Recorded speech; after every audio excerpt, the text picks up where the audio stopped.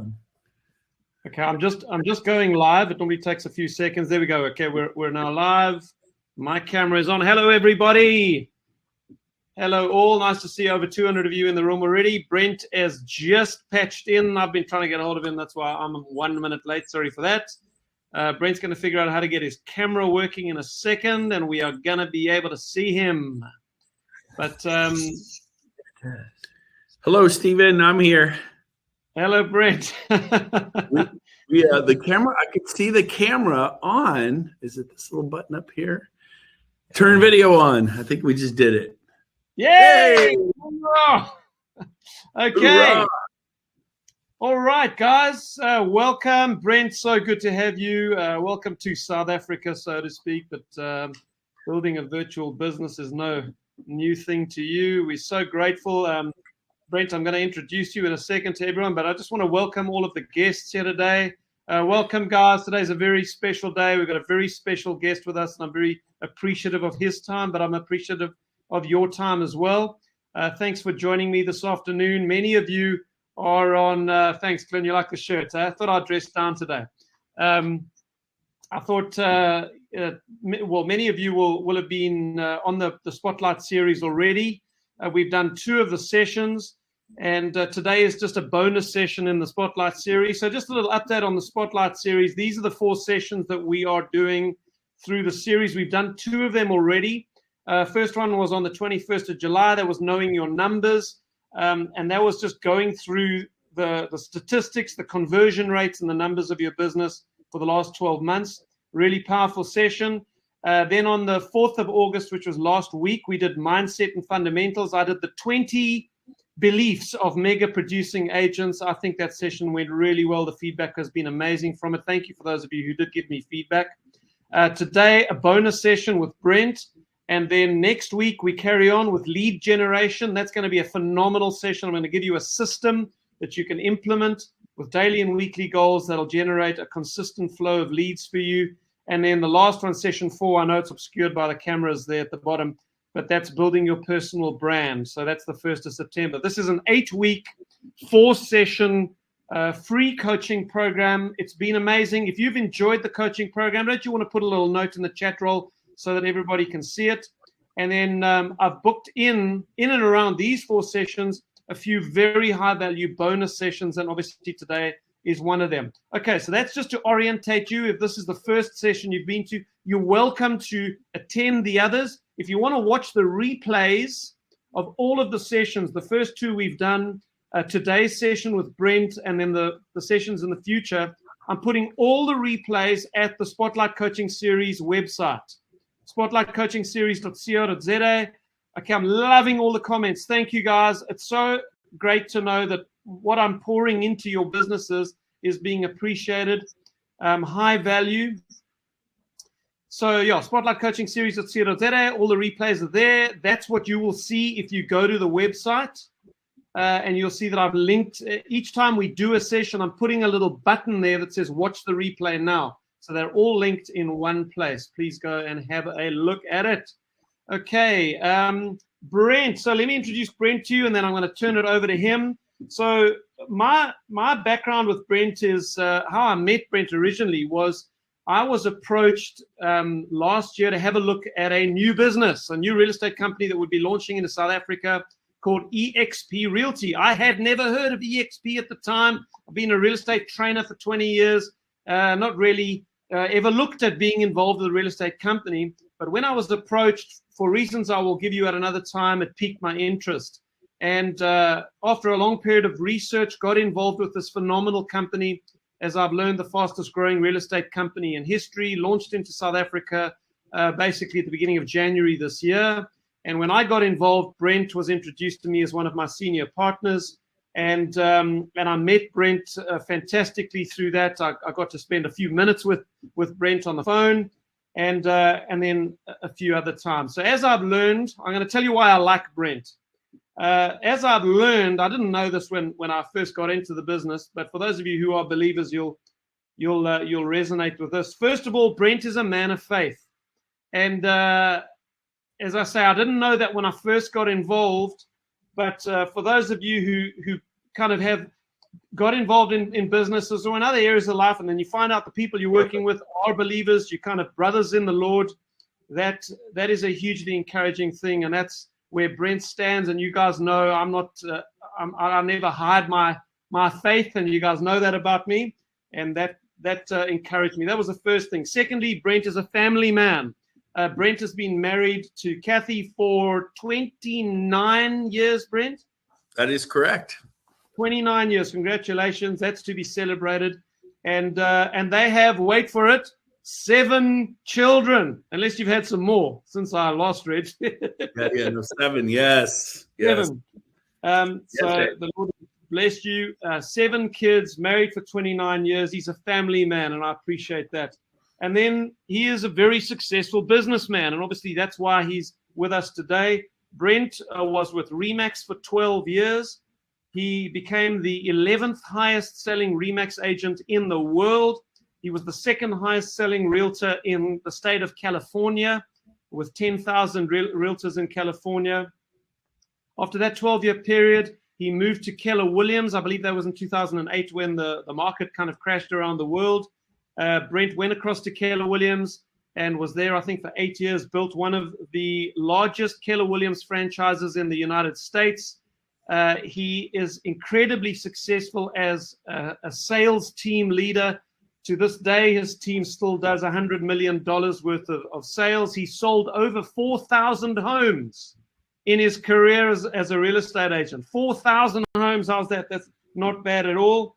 And then in about 2006, somewhere around there, Brent, he was approached, was very happy at Keller Williams, but someone approached him and showed him the unique model of EXP Realty, and he made a decision to move. So he's been with EXP for the last 5 or 6 years, and he's built an absolutely world-changing business while he's been there. For those of you who know the EXP model, Brent has got over 15,000 agents in his team, in his revenue share team. 15,000 agents. You heard that correctly. So I'm not exaggerating when I say that in the world of real estate, there are very few people who are more qualified to be able to teach us, help us, coach us, guide us in what is a very difficult market in South Africa at the moment. And I'm, for one, very, very grateful, Brent, that you've given us your time today. He's not charging for this. He could charge $150,000 for his time, but he's not charging anything. And I'm really appreciative, Brent. Thank you so much. So I've given Brent this topic here, how to attract more well-priced soul mandates. But having said that, I don't want to put Brent in a box today. He knows better than any of us what needs to be said. So, Brent, you've actually got carte blanche today. You can tell us whatever you think will be helpful. You go ahead. We're in your hands.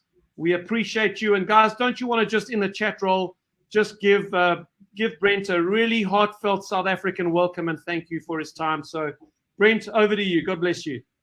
Awesome. Thank you, Steve. It is so great to be here. What an honor and a privilege to be on your Spotlight Coaching Series. You guys are so lucky to have Stephen. What a first-class human being. Oh, there we are. The whole time we're talking, there are these little thumbnail sketches, these about the size of a quarter. I'm like, is this how it's going to be the whole time? But now I can actually see. Well, welcome. It's just fantastic to be here. So excited. And I want to thank Stephen and Johnstone and Bill Campbell. Love Bill. And just what a great group, man. So hello from Northern California and, of course, the West Coast of the United States. So I am far away. It is early. It's 7 a.m. out here. I got up at 5:30 this morning, got up, got ready. I'm here. I prayed about this.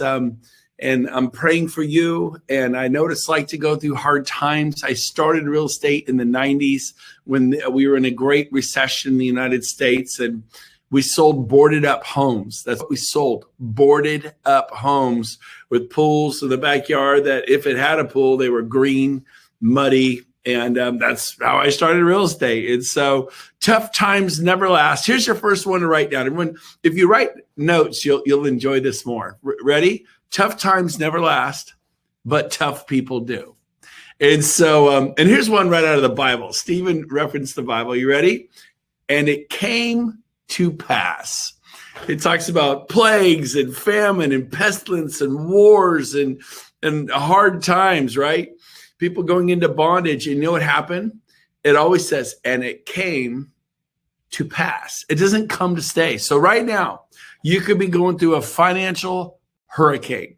You know, you could be going through a relationship earthquake. You know, you could be going through your own personal tsunami. And these are all devastating things. I've been there. I mean, I had 10 years ago, Kathy and I did a lot of marriage counseling. My wife and I, you know, we'd been married 19 years, no problems. And then we just kind of hit this thing. But we both fought for our marriage, and we went to marriage counseling every week for like 9 months. And here we are this September, 30 years we'll be married. And we did, and we had friends that believed in us, and we got through it. Everything's great now. But I know what it's like to go through struggles in your marriage. I know what it's like to, you know, I've been bankrupt when I was 29 years old. You know, I'm 55 now. I know what it's like to stand before the courts and file for bankruptcy. I've had hard times. Struggle is a good thing. And so I just want you to know, it never once said in the Bible, and it came to stay. And everybody was miserable from there on out forever and ever. Amen. And so I know it's tough in South Africa right now. I know you're going through struggle, but this too shall pass, just like COVID-19. If I could encapsulate the key to success in any one word, for me personally, as I look back over 55 years, it's the word struggle. I'll let you in on a secret. Everybody's name means something. If you look up your name, and Andrew, the warrior prince, Christina, people have different names, right?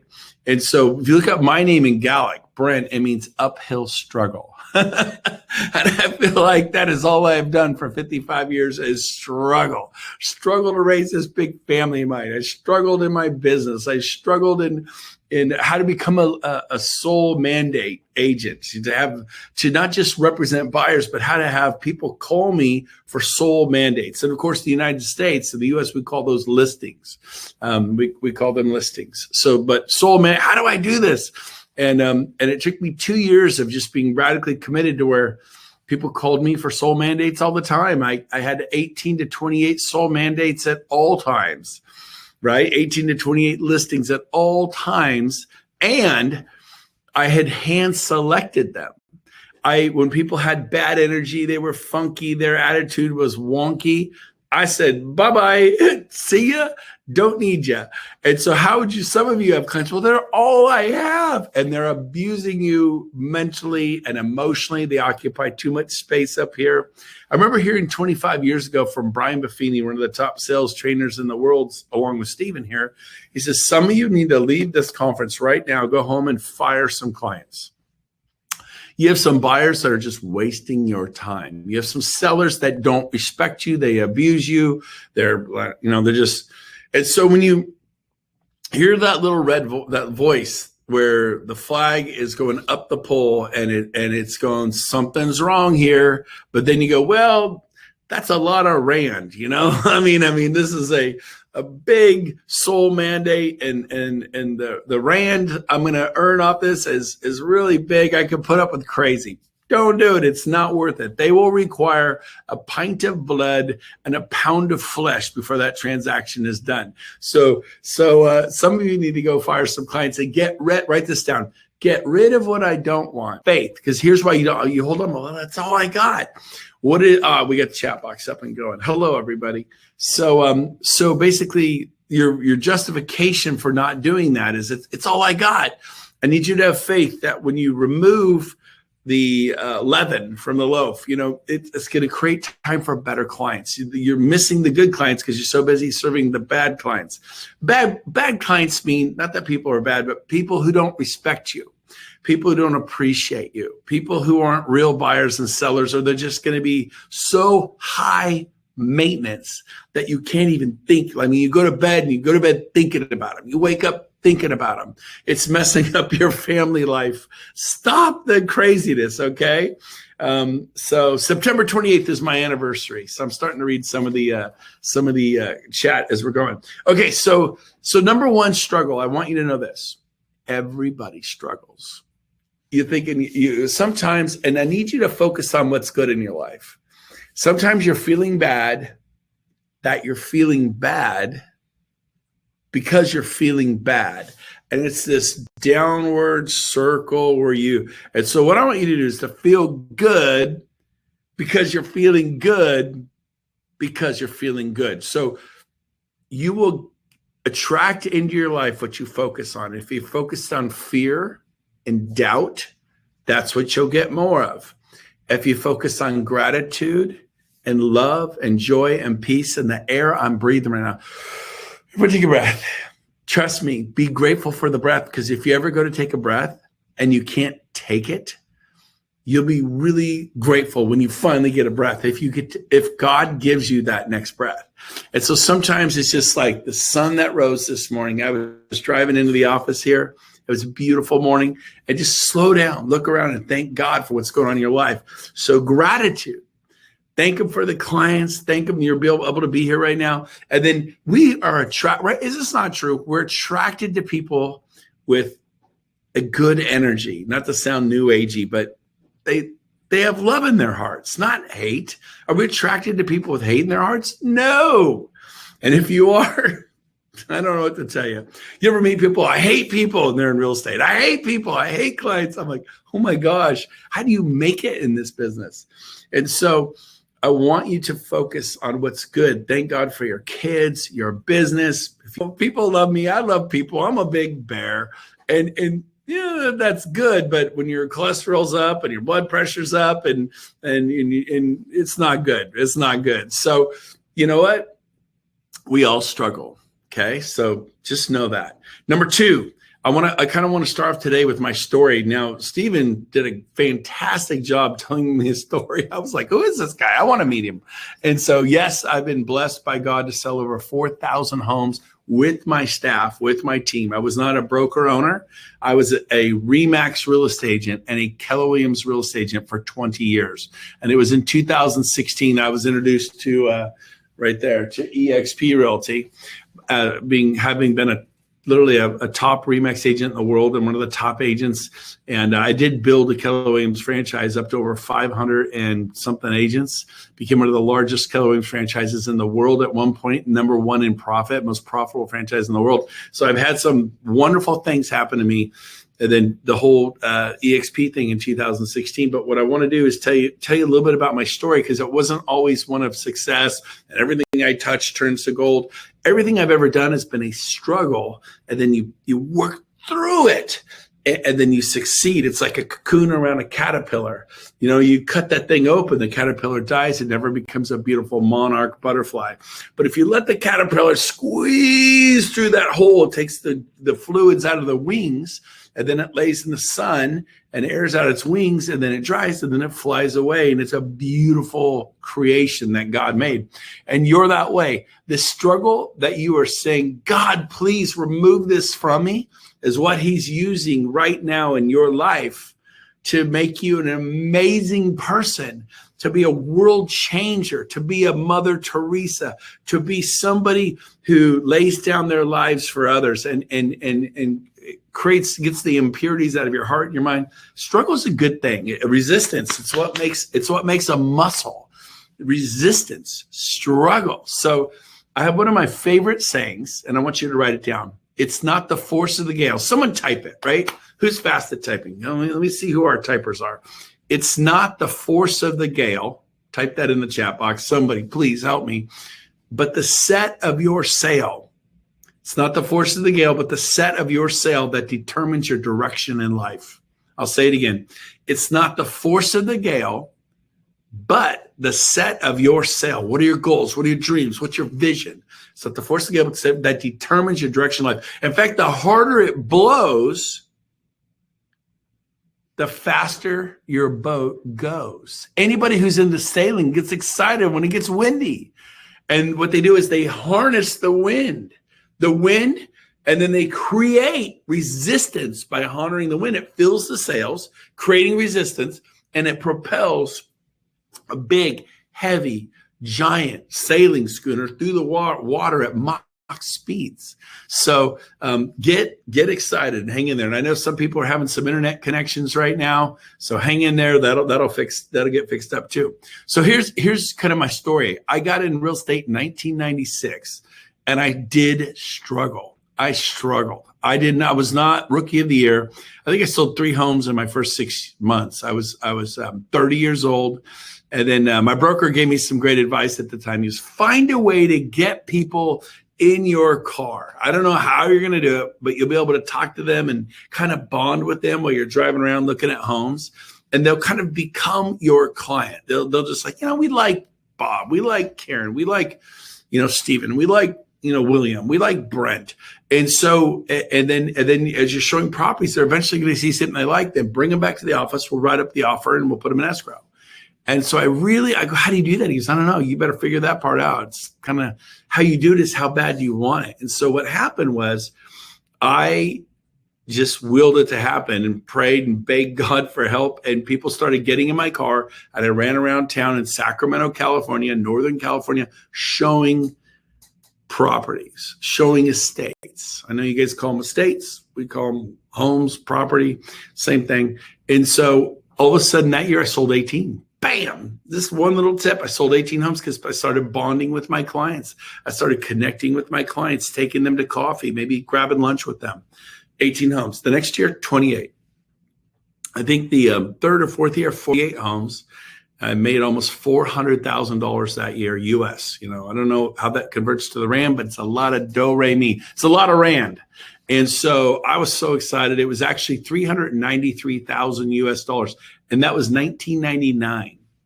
1999. So I was like, this is incredible. I can't go get a job paying me that kind of Rand. And so somebody who's good with math, what does that convert to in Rand? $393,000. And I'm going to make my point. I don't know the dollar conversion, but just take your phone out and go 393,000 times whatever the conversion is. Let's see if anybody, I think it's popping up. Vanessa is the last person I see typing. So hopefully somebody can type what that conversion is. But I'm like, how are you going to get a job in South Africa right now in this economy with what's going on, paying you that kind of money? Like, well, it's hard. You can't do it. Got to remember, we were in a recession throughout the mid to late 90s. My mentor in real estate, like Stephen for you guys, threw up his hands in 1999. He says, you know what? I quit. I'm done. I'm out. I can't hack it anymore. And the recession had gone on for like 7 or 8 years. And this was the guy I looked up to. This is the guy who was inspiring me. Let me see if I'm running late. Oh, I'm looking at the bottom. I got to look at the top. Hey, I learned how to read a chat box. Thank you, Bill. I'm getting 5.6 million Rand or 6.5 million Rand. Anyways, between 5 and 6 million Rand. That's a lot of Rand. Are you going to go get a job paying you that kind of money? And so here's the deal. Here is the Penelope, 6 million. Thank you. We'll go to the world up in Canada.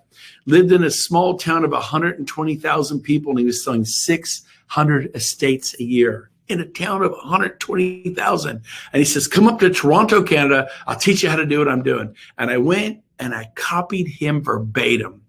And I 10x'd what I was doing. I went from 48 sales a year to over 400. I went from making $393,000 a year to 3.8 million US dollars, which do it to the Rand, whatever that is. I can't even, it's a lot of Rand, okay? And so is life about Rand? Is life about the US dollar? No. But sometimes you do need some money to pay the rent, right? To pay the car payment. And when I moved, started real estate at 30, we had just gone bankrupt and when I was 29. We had no money. The neighbors fed my kids, my first 2 kids, peanut butter and jelly sandwiches out of their freezer, frozen Wonder Bread with peanut butter and jelly. I remember these things. I remember not having money for groceries. I remember putting $3 worth of gas in my tank and hoping I could get where I needed to go and figuring things out. I remember that. Now I'm low on gas. I just, what's the gas mileage? I don't know. It goes from E to F. It goes to E. I fill it back up to F. I have no idea what the gas mileage is. I don't know what it costs per gallon to be able to be there. Like, where it's, whether it's 20 cents or 80 cents a gallon more, it doesn't matter. It's cents. It's pennies. Not to be irresponsible, but you focus on other things. And now we have Excel spreadsheets of all the things we give to causes and missionaries and pastors and Christian things where they feed and clothe and take care of people and rescue people and take care of orphans and widows. We're able to build a spreadsheet of all these different activities. And so it's been pretty cool to succeed. Write this one down. You paying life small, so small. You playing the game of life so small does not serve humanity. I mean, you ever had some great causes? Man, I'd love to give, but we just don't have it. I'm sorry, right? How would you like to be able to give? To be able to go, that's a good cause. Here, I'm going to get involved in that. And to be able to support things you care about. So I went on from there in 2009. I switched to Keller Williams and spent 8 years. Loved my time there. It was very learning based. Write this down. Be a student of life. Write that down. Right? Someone write in the chat bar. Become a student of real estate. Let's just go one more. Yes, you should work on your marriage. You should work on being a mom and a dad, a friend. I read a book called The Friendship Factor by Alan Lloyd McGinnis. What a great book. It's about some of the greatest friendships were documented of all time and what made their friendships great. Like the first black man and white man to room together in the NFL. I know you guys have cricket and rugby. I was a rugby player in college. I love fly half.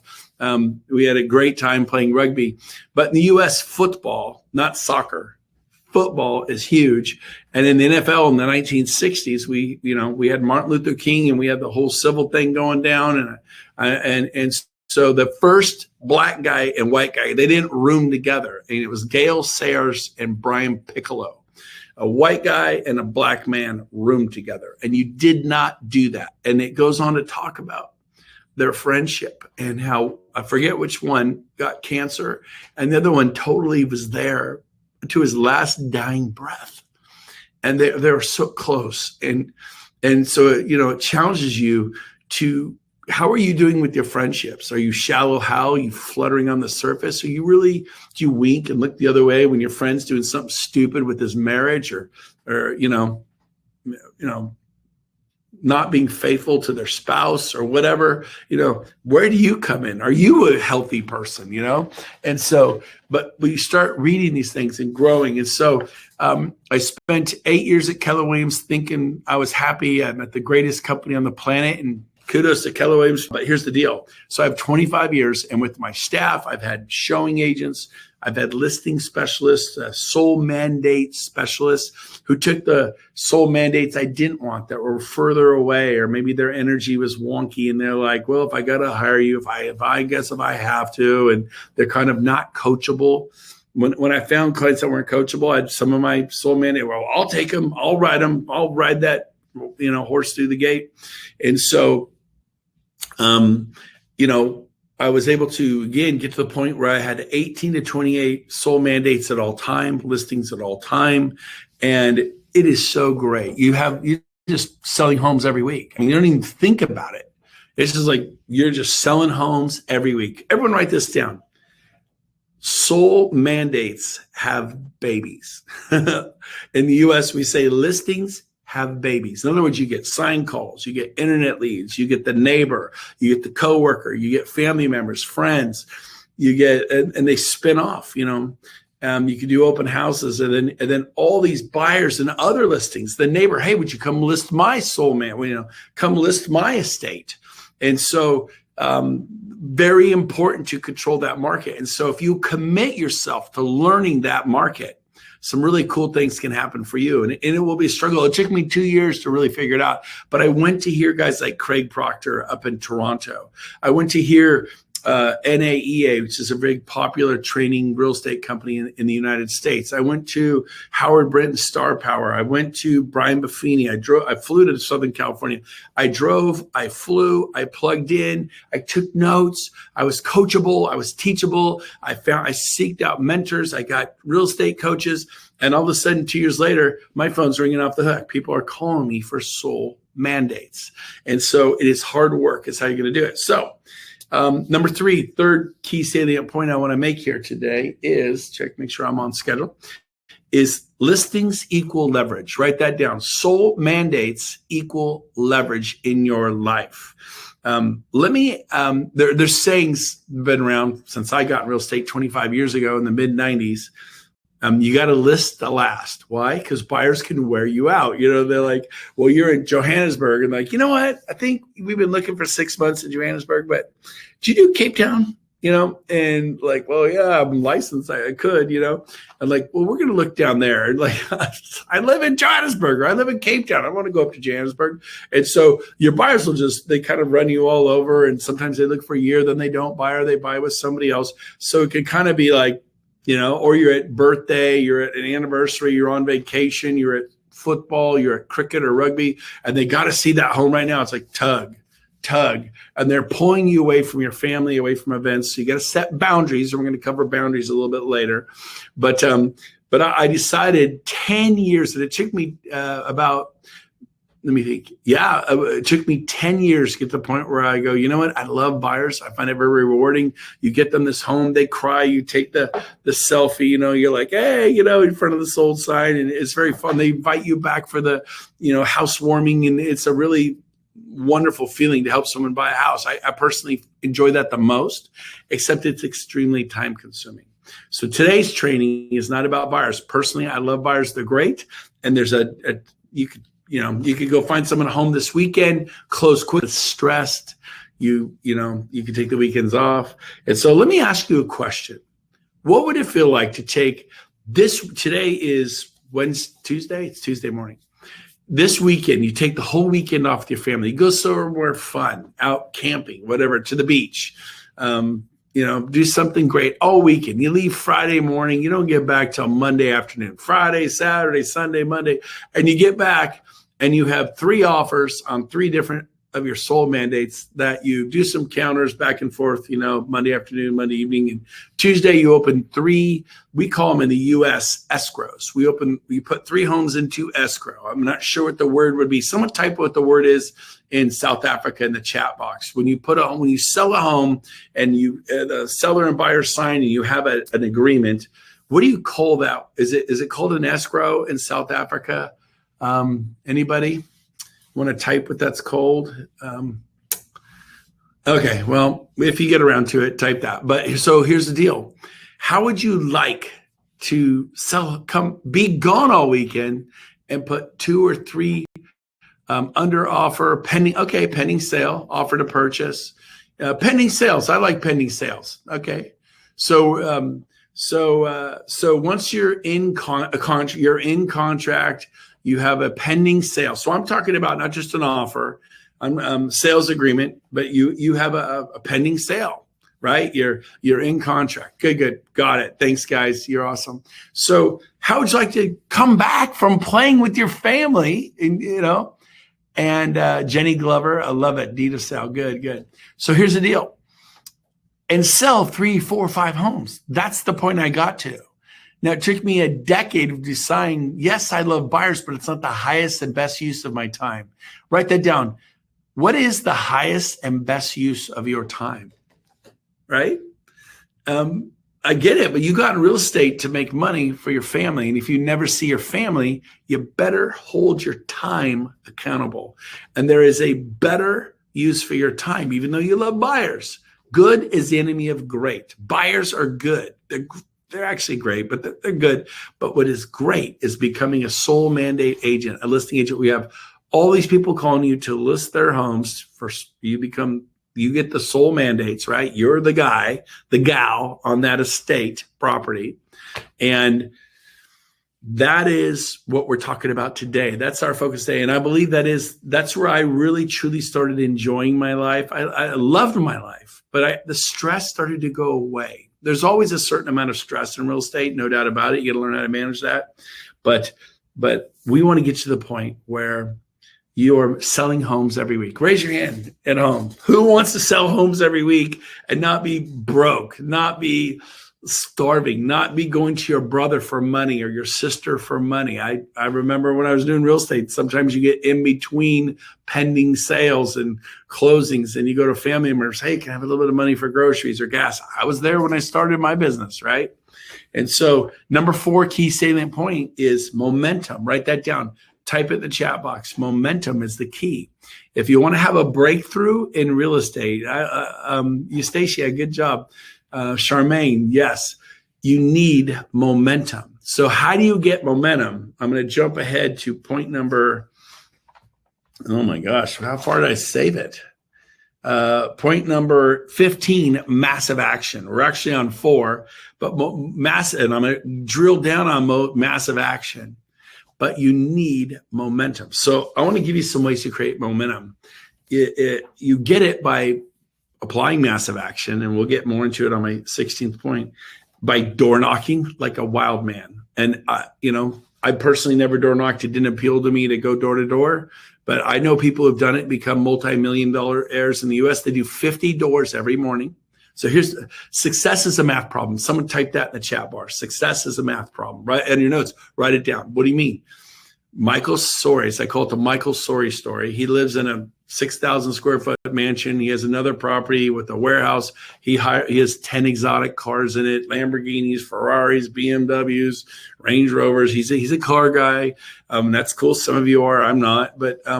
But here's the deal. He knocks on 50 doors every morning in the rain. When it's 100, it gets to be 110 in Sacramento, Northern California, 112, 114, 50 doors. He puts on his shorts, his shoes, his socks, little polo shirt.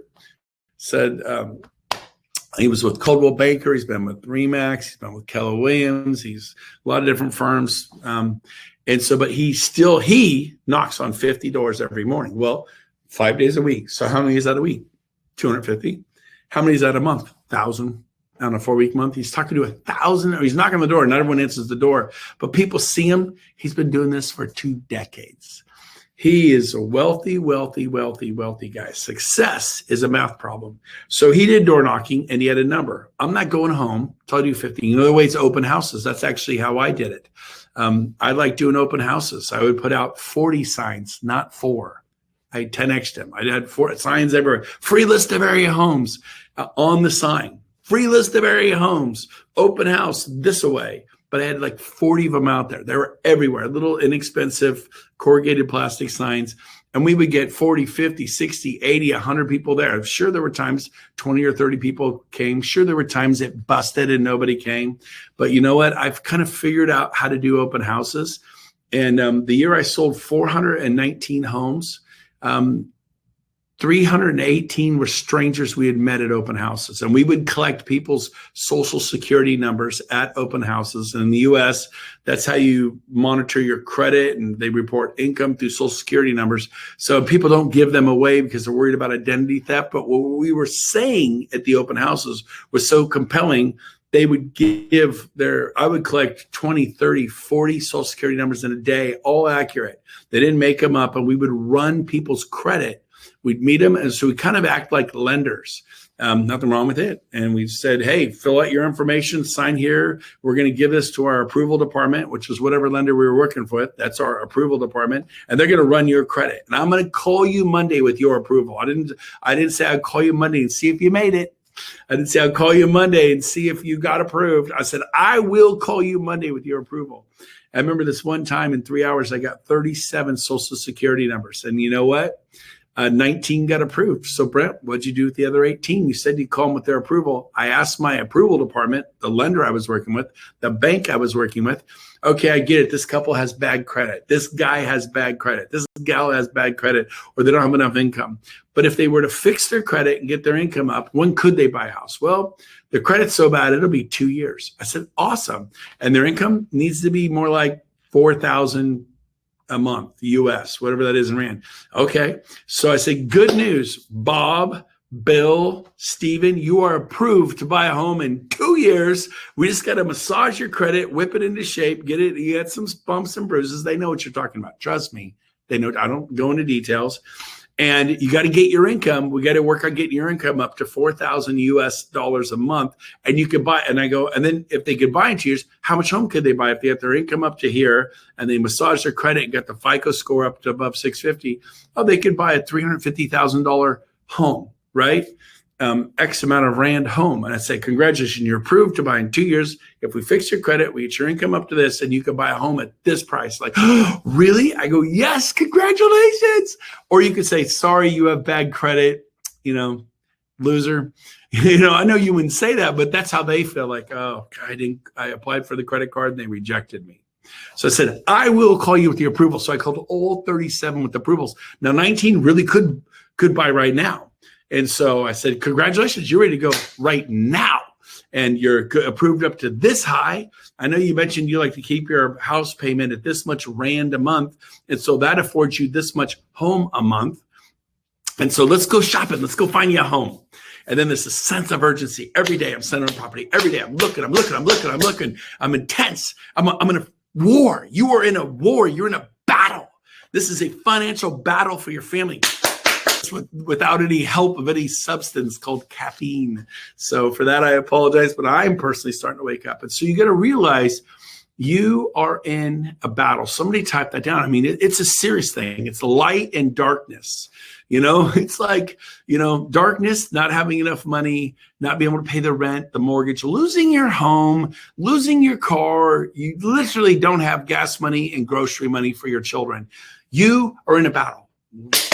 Wake up and do whatever it takes. I mean, whatever it takes. If you have to knock on 50 doors every day, go do it. Come on. Come on. Don't be like a teenager. Dad, I don't want to mow the lawn. I don't want to clean my room, Dad. Don't be a child. Those are childish things. Do not be a child. Grow up, baby. Come on. So you could door knock. I did open houses at 9 in the morning on a Saturday till 9 at night. I do 12-hour open houses. You meet agents. So I did an estate open house for 2 hours, for 3 hours. I did them 12. Nobody did that. I did because I'm a man. You're a woman. You're a man. Step up. And so Sunday, I go to church at the early service at 8 or 9, get it on 10 or 11. And then I did open houses all day till 6 or 7. I was a weekend warrior, not for fun, but for my family. You know what? I was having so much success. It was fun. It was fun. I just wasn't riding motorcycles. Guess what I did during the week? I went houseboating. I went kayaking. I went mountain biking. I went snow skiing. I was at the with the kids when they go to Apple Hill, or they go out on a safari, or they go to the museum, or they go to the ocean, and they're on the field trips. I was there, baby, because Monday through Friday, everybody's out working for rand so they could buy real estate. So I took my time off Monday through Friday. It wasn't crowded. There weren't big lines. But on the weekend, baby, I didn't mess around. I was out there putting in 8, 10, 12-hour days. Would go to church, but then I worked really hard on the weekends, had my freedom during the week. It's wonderful. So another way you could do it is calling the expireds. That's where someone does their soul mandate and they don't get the home sold and it falls off the market. Find a way to reach these sellers. How do I do that? I don't know. Start asking questions. There's a way to do it. And you call them and go, let me help you. I can help you. And then they'll go, okay, yeah, actually, you do want to put the home on the market. Come over and tell us what you do different, because the last agent didn't get it done, and you got to go over there, and that's a whole other thing. But calling the expireds, we know people who call 10, 20, 30 expireds every morning when you figure out that program. There's build and communicate to your database. I know Steven's talked to you about a database till you're blue in the face, but start begging. Just put 5 people in it. Just grow that little database. It starts growing. And then it got to the point where each week, I would communicate to my database, and it would cause me to get a sale or 2 or 3 each week, and just push a button, sale or 2 or 3, push button, sale 2 or 3. Who wants to push button and make 1 to 3 sales? Push button, 1 to 3 sales. Super easy. TV. I tried TV. Look at this face. Didn't work. I lost $140,000. So you could have, I lost a lot. I had money at the time when I tried. You got to have money to do TV. And if you don't have money, get money, find a way. But the TV is expensive. So radio, I tried radio, failed. Tried radio again, failed. The third time I copied a guy named Jay Kinder. Jay Kinder was the #1 Coldwell Banker agent in the world. Remember, I'm always looking for mentors. I'm always looking for people to emulate who are successful. So-and-so successful, and then I study them. I do a forensic audit of their business. Why are they successful? What makes them successful? Great attitude, charismatic personality. They're just letting it rip with love. That is one of the main ways I became a sole mandate agent was through marketing on the radio. And I had an ad like that kind of went like this. I had many ads that worked okay, but it was man, I might have been on the radio for a decade before I figured out this ad. And the ad went like this: if you're thinking about selling your estate, if you're thinking about moving and actually putting your estate on the market, call me, Brent Gove. I'll tell you what it's worth, because you may think it's worth X. And if you put it on the market and it sells instantly and you think your estate agent is a genius, it could be it went on the market at 50, 100, 200, or $1,000 or Rand, do the Rand conversion less than it should have. Of course, they look like a genius because they sold your home for too little. This could be very expensive. So if you want to know what your home's worth, I'm trained as an appraiser. We all are if you're working on home values, and I'll cover that in a little bit. I'll tell you what your home's actually worth. And, I'm giving you an idea. So call me, Brent Gove. I'll talk to you personally. You hear my voice? Call me and I'll talk to you and I'll tell you what your home's worth flat. No, call me, Brent Gove. I'll talk to you personally. That personally is on an up note. My number's 916-223-5555. Get a good number. And I would meet strangers in airports 400 miles away going, I know your voice. I'm like, oh, really? Yeah, I'm from Sacramento. Oh, I'm from Sacramento too. I go, well, I'm on the radio. I'm a real estate guy. Oh, you're the guy. Then they look at me and they go, complete strangers, 916-223-5555. You're Brent Gove. I go, yeah.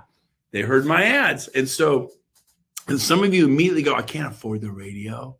Well, guess what? Start smaller then. You could door knock. That's free, 50 a day, 250 a week, 1,000 a month. I used to, I did open houses. They were free. I showed up. I bought the signs, spent $300 or $400 on some signs, and then put them out. People stole them. People ran them over. People tore them up. People, they disappeared. Kids took them and messed with them, and I have to replace them from time to time. Been there, done that. I get that. But I got to the point where I had the money to invest in radio. And, you could do that for $2,000, $3,000, $4,000 a month. I don't know if that converts in Rand. I don't know what the market is in South Africa for that, but that worked really good.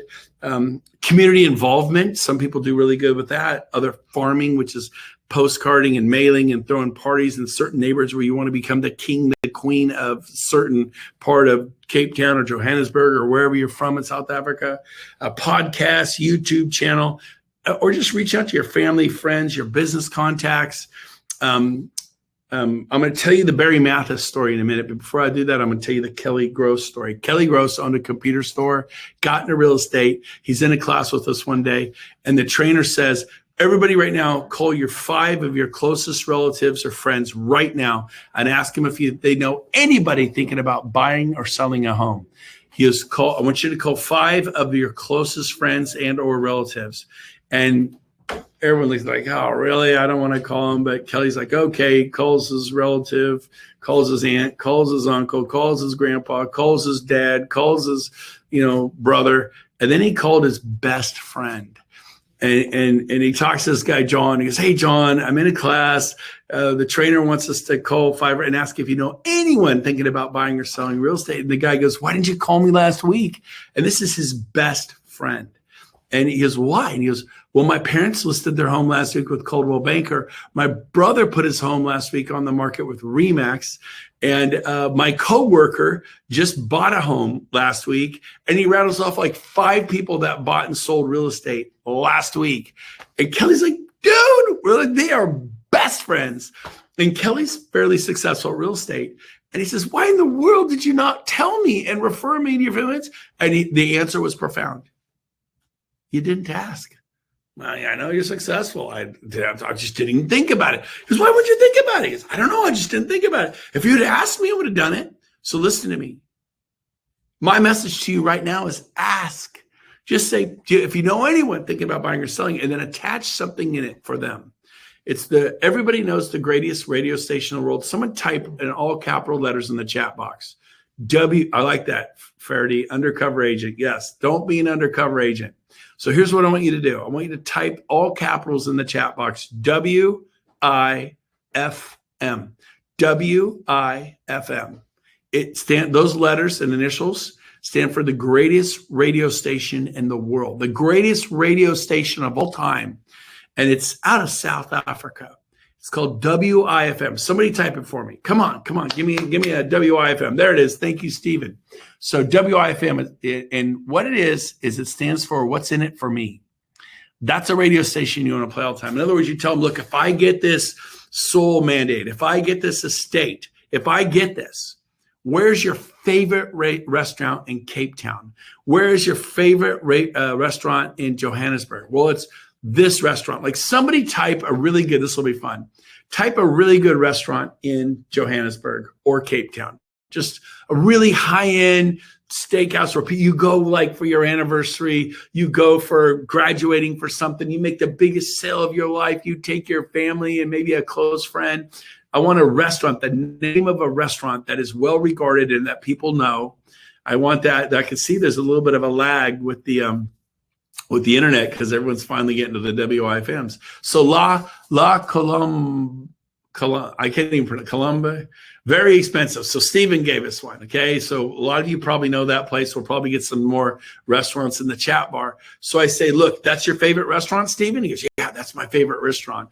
And then we got Thunder Gun from Monica and Finn in Cape Town. Finn's really good. Signature, Saddles, the Fire Pit, Hangar G5, Marble, K-Loof, Street House, Marble. See, okay, they'll still roll in because I think there's a little bit of lag with the internet. The Fire Pit.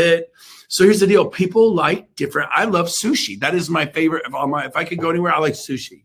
And so other people love Italian. Other people like seafood and steak, Saints. So here's the deal.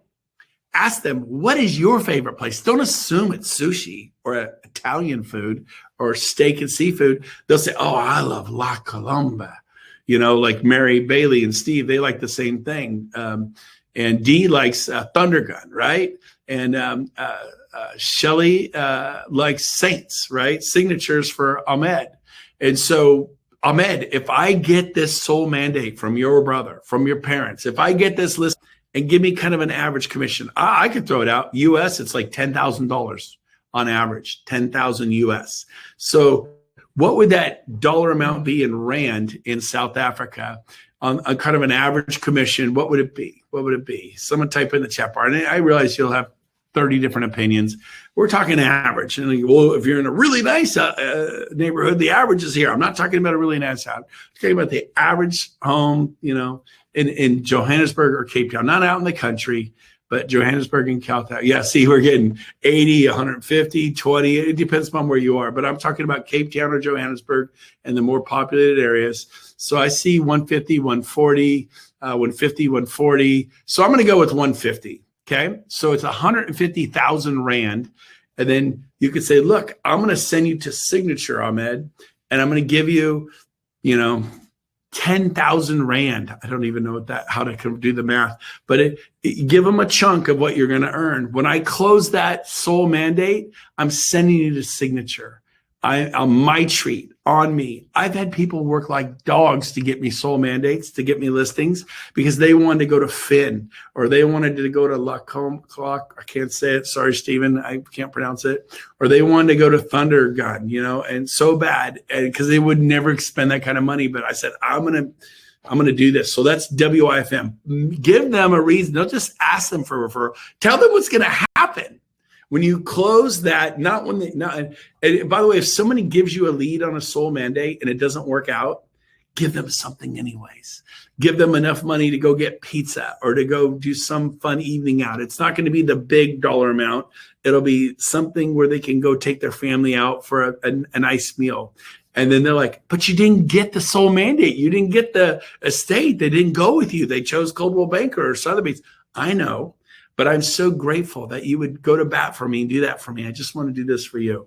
And they're like, oh. Now they're going to work 10 times harder to get you a soul mandate because you're rewarding a behavior that is good. You're creating a raving fan. I'm telling you, the best time to give a little nosh of gratitude, it doesn't have to be big at all, is when they give you that referral and it doesn't work out. They're so blown away that you would do something for them anyway.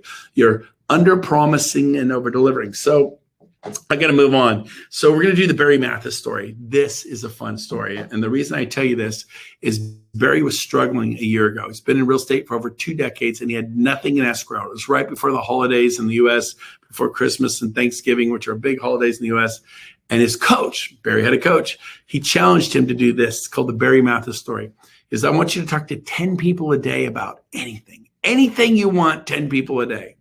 And the first 30 days, you're going to talk to 300 people. I want you to do it for 6 weeks. So Barry said, okay. He was talking about interest rates, talk about the economy in reference to real estate, talk about how you heard it, someone got 10 offers on their sole mandate, and other parts of the town were lagging. Because I know some of your market in South Africa, Cape Town is good. And the entry level and the lower stuff, and I heard the higher, more expensive stuff is slow, right? But can you believe they got this for that property? Just anything. Can you believe our interest rates? I mean, they're almost giving money away for free. I had a client just get it one for 1.9%.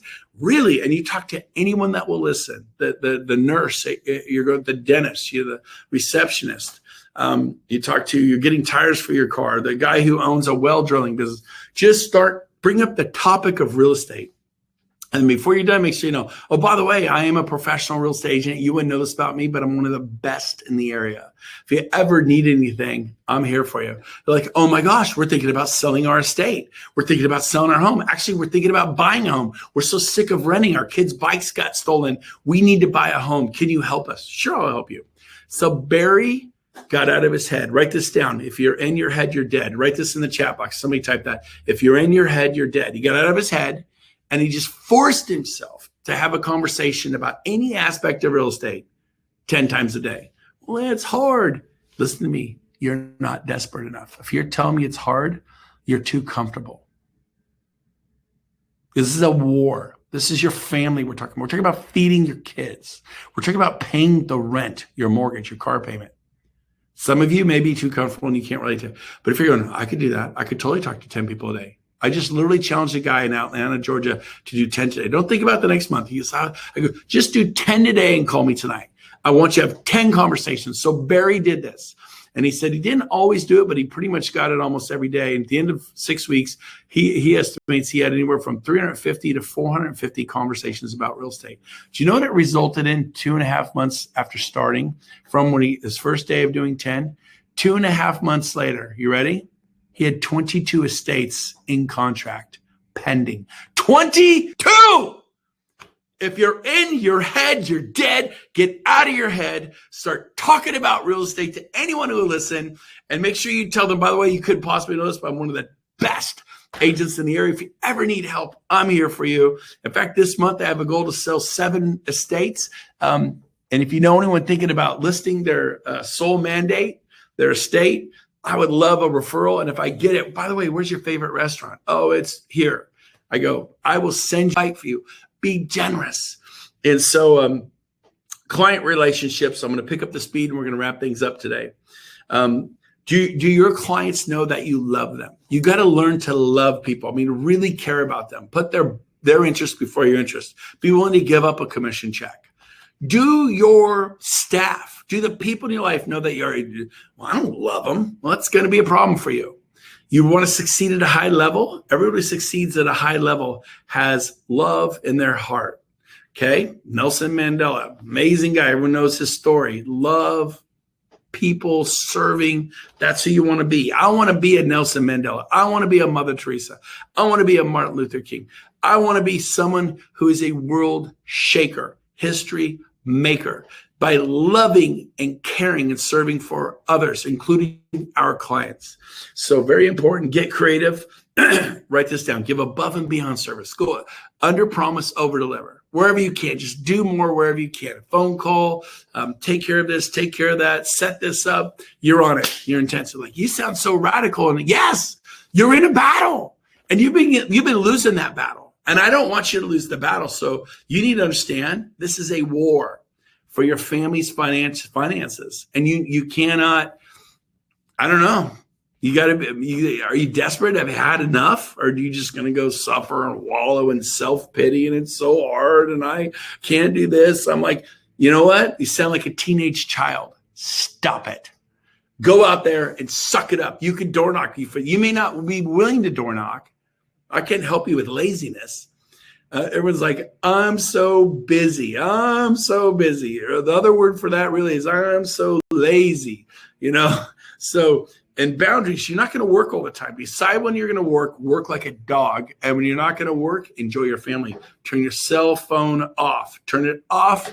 I was on a catamaran on Lake Tahoe, one of the most beautiful lakes in the U.S. yesterday. It's at 7,000 feet. It's one of the largest freshwater lakes in the world. We're sailing on a catamaran for hours, bright blue skies, beautiful as a kiss from God. And my phone was off, baby. And I should show you a picture right now, but what the heck? We'll show you a picture. I did take a picture, but I have my phone on Do Not Disturb. So let's see if I can pull it up quickly. See if I can find you one of these cool pictures. So this is my family. My daughter turned 29. So this is the lake. There we are in the water. That was yesterday. And my daughter, Sarah, 22, the daughter next to me is 29. And my wife, Kathy, I won't tell you her age, 27. So she's my age. Anyways, but we had such a good time. And there's me with my 29-year-old daughter, and we're just having a good time. So I did take a few pics, but I was not on my phone. So when you work, and when you play. Be a dad, be a mom, be there for your family. That was number 5, client relationships. Number 6, how to price listings. Get rid of the high, get rid of the low, and then you should have 5, 10 prices that show you kind of where things are. But this is really a high one. Get rid of it. Fold it up, put it away. There's free sales, there's free close. The home smelled like smoke or something was wrong. It really went for low. So get rid of that. You're looking for a story. You're looking for patterns when pricing real estate. And even in then, you could get high rand, medium, and low. So you go, well, look, here's 5 to 10. See the low? See the kind of middle? And then here's the high. And then here's what the high looked like. They had pools. They were remodeled. Is that you? No, we're pretty normal. Okay, you're more in the middle right here. And here's the low. These weren't as nice. Yeah. So where do you think your home needs to be priced? You want them to tell you what you think, and you lead them there. That's how I do pricing. Get rid of the high. I had a 6-car garage, a pool with 4 waterfalls, and total remodel house, kitchen, bathrooms, and you're not in that at all. They don't even have a pool. They don't even have a garage. Get rid of it. It's the high. Get rid of the low. The one that had smoke damage, maybe had a fire, had a water leak. Get rid of it. But it's there. Get rid of it. Look for the story. Look for the pattern with the comps. Very important. I use active, pendings, and solds. Number 7, personal assistance. Get one or you are one. Get one or you are one. Personal assistance leverage. What's it cost to hire a personal assistant in South Africa? Well, it costs this much rand. Well, if you don't have one, that's what your time's worth. No, my time's worth a lot more, because if I sell a home, I get 150,000 rand, and if I spend 15 hours on the transaction from beginning to end, I'm making 10,000 rand an hour, baby. I'm worth 10,000 rand an hour. And what's a personal assistant cost? Someone tell me what a personal assistant costs. Type it in the chat bar. And thank you, Raynette, for my beautiful comment, and Susan for the nice comments. And you bet. But what does it cost to hire a personal assistant in Cape Town, Johannesburg, somewhere in South Africa? Hourly wage, how much rand? I'm just curious. And so bottom line is that's what your time's worth. It's not worth 10,000 rand an hour. It's worth X. And I'm hoping, I know there's a bit of a lag here with the internet, but hopefully that'll pop up soon. But listen to me. Get an assistant or you are one. Oh, it's 10,000 rand an hour. Geez, 5,000 to 8,000 rand an hour. Okay, all right. Your assistants are expensive in there. But here's the deal. If they spend 2 hours doing a bunch of work that needs to be done, and it frees you up to go get another buyer in escrow, make 150,000 rand, not 10 or 20,000 rand, it's worth it. It is worth it to get someone to leverage you. Just say, hey, check on this, do this, work on the disclosures, and you give them a list. And I would give a list of what needed to be done, and I tripled my income within 3 months. So get an assistant or you are one. Okay, we're going to move on. This is key salient point number 8. Do you know what the number one complaint is of sellers and buyers in real estate against us, real estate brokers and or agent and broker associates, ready? Communication. It is communication. We don't talk to them enough. So I want you to talk to them every week. Give them updates. Well, what do I say? Figure it out. Tell them something. Hey, I saw a home sold in the neighborhood. It was this. I went at this price. Yours looks like this. And hey, I had 7 agents call me, estate agents call me this week about your property, or find things to communicate with them. Here's what their family asks them and their coworkers. What's going on with your estate? Not much. Well, what's your agent saying? Well, I'm talking to my agent in 2 weeks. Well, you're like, I haven't called him. I got nothing to tell him. Call them. Communicate. Find things to tell them. Learn to do that. Like every Monday, you call every seller, every estate you have every Monday. Or maybe you do it on Wednesdays, or maybe you do it on Thursdays. But be systematic, and you call and you communicate. Now, let me ask you a question. What if you're texting, calling, and emailing with your client 3 to 7 times a week? I mean, every 2-3 days, they're texting you, you're calling them, you email, they email you. Is that good communication? Yes or no? Maybe, and maybe not. If you're the initiator, it's excellent communication.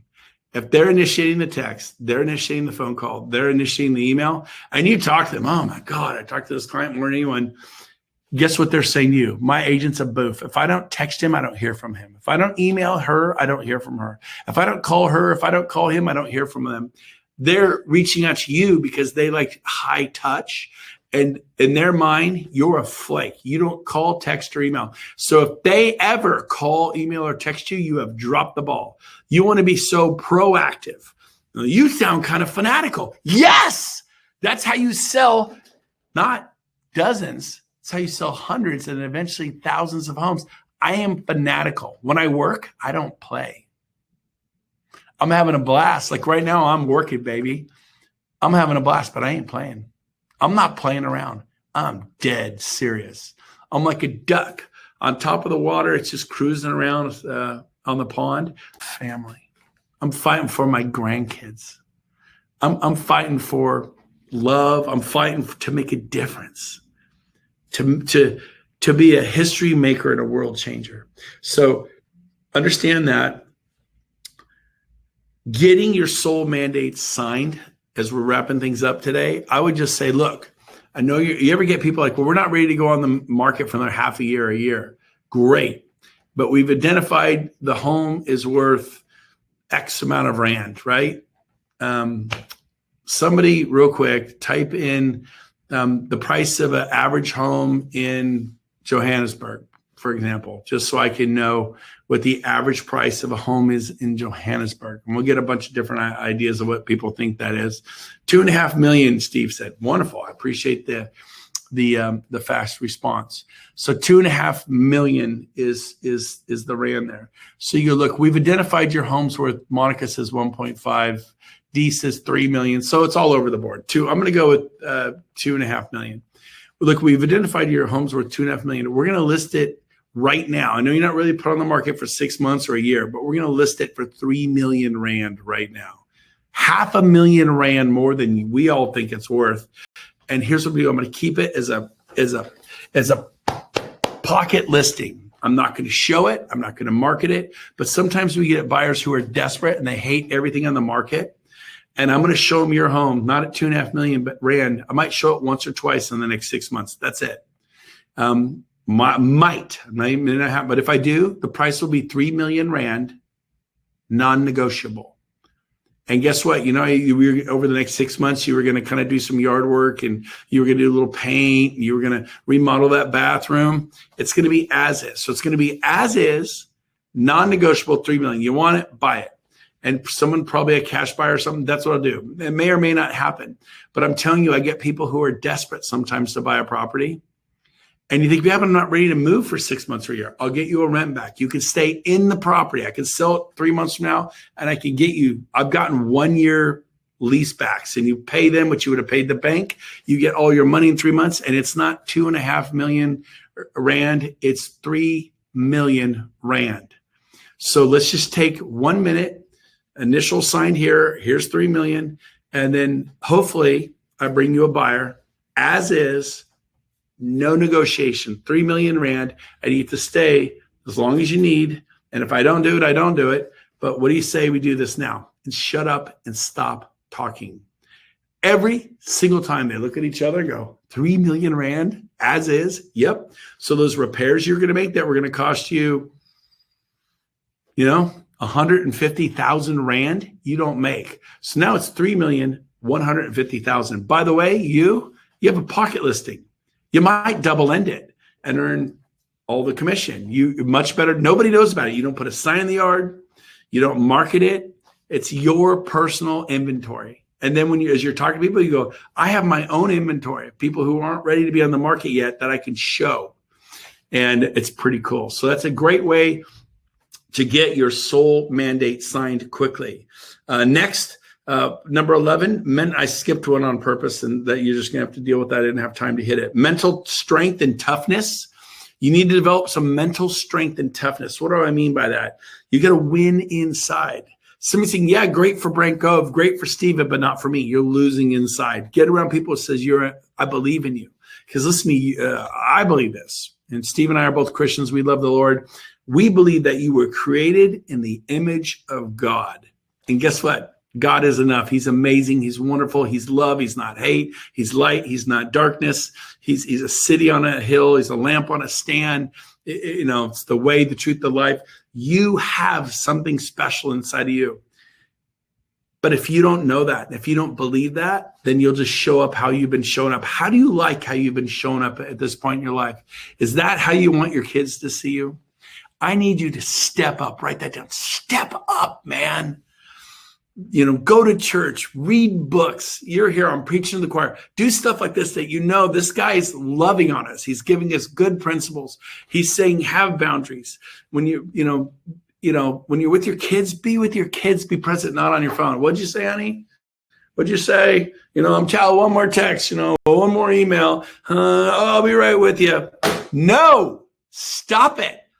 Decide when you I cannot have that luxury. I really need money. Have faith. Decide when you work and work like a warrior, man. If you're a woman, a warrior princess, warrior prince. You are in an epic battle against darkness. Because trust me, you run out of money, you'll have some sleepless nights. And you got to go, enough is enough. And when I did that, I decided to sell 30 homes in 30 days, not 30 homes in a year, 30 estates. 30 sold in 30 days. And that nobody does that, not even in the US.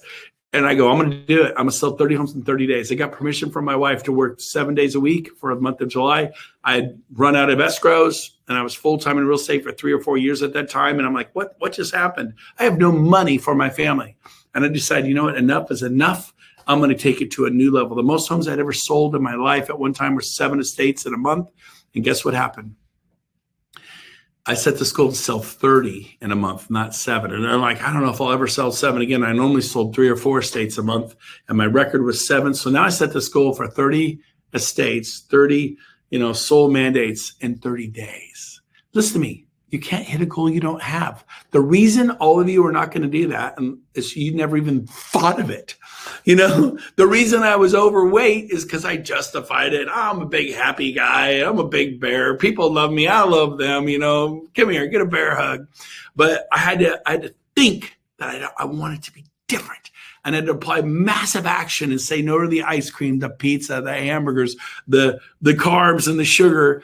And 50 pounds came off, but it took a real radical commitment on my part.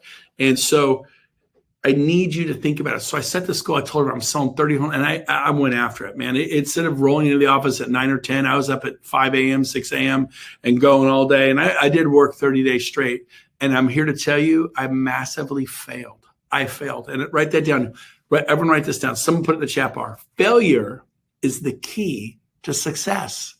You're so ashamed that you failed. I applaud you that you failed. You know why I'm here teaching all of you? Because I'm a bigger failure than all of you. I've had more people tell me no. I've left sales presentations go, why did I say that? It was stupid. Massive action. Do a lot of it. You're going to fail incredibly a lot. Just get it out of the way. And all of a sudden, everything you touch just starts turning to gold, baby. Turn to gold. Everyone you talk to, you know what to say. They bob, you weave. They duck, you duck, you start flowing. You're in the flow, baby. And all of a sudden you're putting homes in escrow, you're putting them in contract, they're going pending, you're getting sold mandates. Everything you touch turns to gold. You got the roll, baby. You're on a roll. It's a momentum. But you can't. How many people did you talk to yesterday? Nobody. How about last week? Well, I talked to 3 last week. No. You need to talk to 250 a week. It's so hard.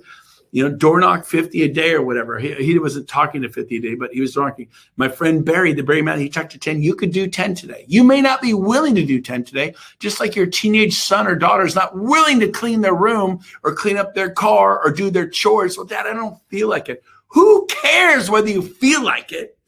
Do what needs to be done when it needs to be done, whether you feel like it or not.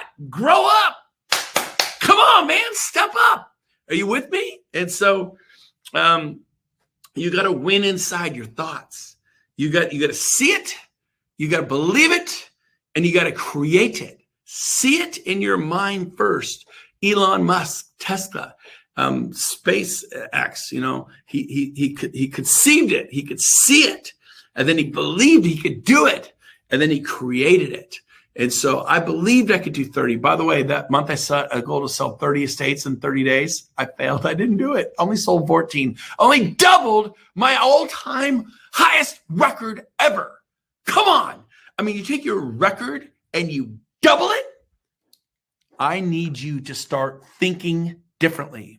Get a support group. Watch this again. If Stephen gives you a copy, I want you to watch it again, because when the student is ready, the teacher will appear. Some of the stuff's just flying over your head, because you're not ready. And it's okay. I was there too.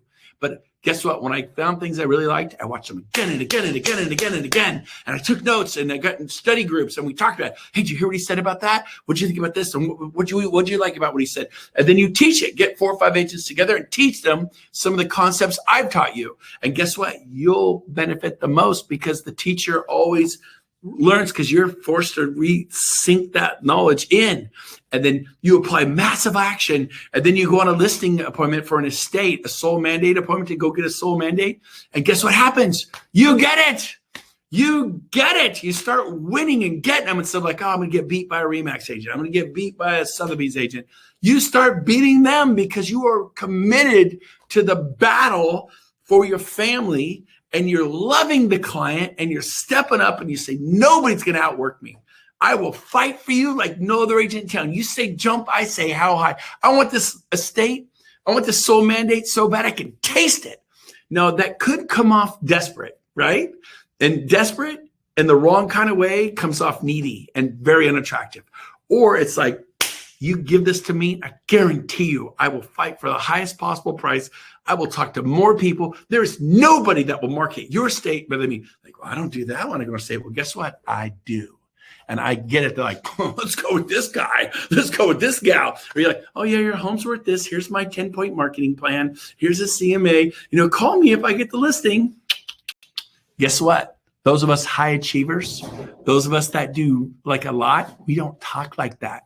Who are you emulating?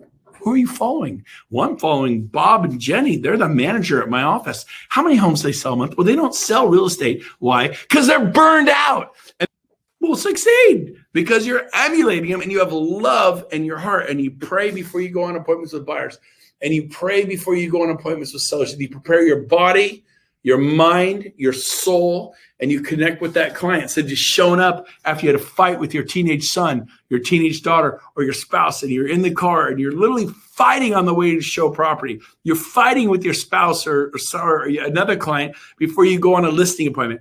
And then you don't stop. Put on some music, reset, pray, center yourself, see yourself going in. You see yourself winning. Great athletes in cricket, right? They see it before it happens. And you got to shake off the bad juju. Get that off. Why do dogs attack certain people, not others? Because you have pheromones that come off you. Bad juju, like fear, and the dog senses it, freaks them out, and they actually bite you because they're like, okay, something's wrong, and they'll attack you. Whereas if you're like, man, bring it over here, babe. Bring it on. Let's game on. The dog's like, yeah, I'm going to bark like hell and I'm going to growl, but I'm going to back up because he doesn't have fear coming off pheromones coming off his skin. This guy is bad to the bone. This gal's bad to the bone. You're like, I'm out of here. You know, you've seen cats chase off big predators. The cat's like going, I'm going to kick your butt. And they're like, I'm out of here. This cat, this little chihuahua's crazy, man. And the big animal runs away because the dog, much smaller than whatever that large animal was, scares off. They're like, this dog ain't afraid of me. I want nothing to do with this dog. I need you to be brave. I need you to be a history maker. So I want you to set goals and have a burning desire to succeed. Find someone to emulate. Find someone to pass. Be competitive. Some of you like, oh, well, yeah, Steve can do it. But find someone who's like you. Maybe they're new like you, and they're having success. You're like, you know what? If they can do it, I can do it, baby. And then do it. Attend Zooms like this. Go to real estate conferences. Seek mentors. Hire coaches. Try this. Try that. Be willing to fail. Be willing to fail. Implement massive action. It's the key to success. Just get up. Like this week, start doing 10 a day of whatever it is you want to do. 20 a day. Whatever. It's up to you. It's your life we're talking about. It's not mine. And so know what you're fighting for. Slow down. Leave today. Get a piece of paper and write down, what are your goals? What are your dreams? What is it you really want to accomplish and do with your life? What would you want to achieve in the next 3 years? Would you change the neighborhood you live in? Would you put your kids in a private school? Would you upgrade your car? Would you get out of debt, have money in the bank? Write down your goals and then read it. These are my goals. I'm in my office here in Northern California. It's a beautiful day here. And here's my goals. I read them so much, they got wrinkled. We framed them. We framed my goals, man. I framed them. Those are on a yellow notepad. And there they are. There's my goals written out with time, date, time, step, dance. This may look like this. This created millions of dollars in income, this list of leads. EXP goals, boom, boom, boom. There it all is. There it is. Dates, times, deadlines. And it all came to pass. We have almost 15,000 agents that I revenue share with, and they sell and I make money, but I have about 23,000 in my organization. It came from having goals. My staff, as a gift to me, took those because you see whiteout. There's some whiteout on here, baby. I had to white out some goals and redo them. I looked at that thing 2, 3, 4, 5, 6, 7 times a day. You're like, you seem obsessed. I'm obsessed with loving people. I'm obsessed with making a difference for my family. I want to make a difference for you. I don't even know you. I may never need to meet you, but I want to make a difference. I had my goals written out and my staff framed them. And oh, by the way, here's my team. This is how I sold 4,000 homes. I didn't do it myself. You can leverage with assistance. Every year we go to Maui. This was 2019. We went to the Caribbean. There's my team. And what kind of posse do you roll with? What's your crew look like? I love them. I help them. I pour into them. And then we leveraged, 18 people. That's what that represents over there. It's like a boutique real estate team doing 100 million. Into this year, we'll end with 18,000 in my 7 levels. 18,000. Become a heat-seeking missile for your goals. And two final points. I'm gonna get you back on, Stephen. You ready? Number 1. Here's when you really make it. When this business takes a 12-inch drop from your head to your heart. Because when you go out there with your buyers and you go out there with your sellers and you start to, you guys can feel it. I'm coming from heart here today. I'm not just, okay, do this. I'm imploring you to implement some of these ideas and principles and goals and concepts. You got to take that 12-inch drop, get out of your head. You're in your head. Start coming to people from your heart with authenticity. They feel it. That's who we buy from. We buy from people we know, like, and trust. Man, she's genuine. He is genuine. I feel a connection that I feel like they actually care about me. Yes, I care about you. Stephen cares about you. And so it's amazing. Final point. I'm going to give it back to Stephen. The key to the whole thing, to really lasting change, to making it in life, but we go through it. Don't stay in the quagmire of misery. Change what you dwell on. You could dwell on your spouse, how he is not enough, she is not enough. Or you can, and what he does wrong and what she does wrong, what your kids do wrong. Or you could dwell on what your kids do right. You can dwell on what your spouse does right. And you can dwell on what's good and positive. I need you to take control of this. Take control of this. And you win inside. I'm gonna do great things with my life. I'm gonna lead with love. I'm going to come from the heart. I'm going to be authentic, not just as a sales technique. It's really who I am and becoming. And you hang out with people who are good, with good values and good morals and good ethics. And they believe in you and they lift you up. They don't tear you down with jabs and humor and making fun of you and put down humor. Get away from those people. Get away from people who use put down humor on you. Oh, just kidding. Not really. And you know what? It impacts you. So hunger. And I'm preaching to the choir. You're all here. Man, it's so good to have you here today. I'm done. And then pray. Pray. That's the secret weapon. I forgot that. I put plus prayer. Secret weapon, pray.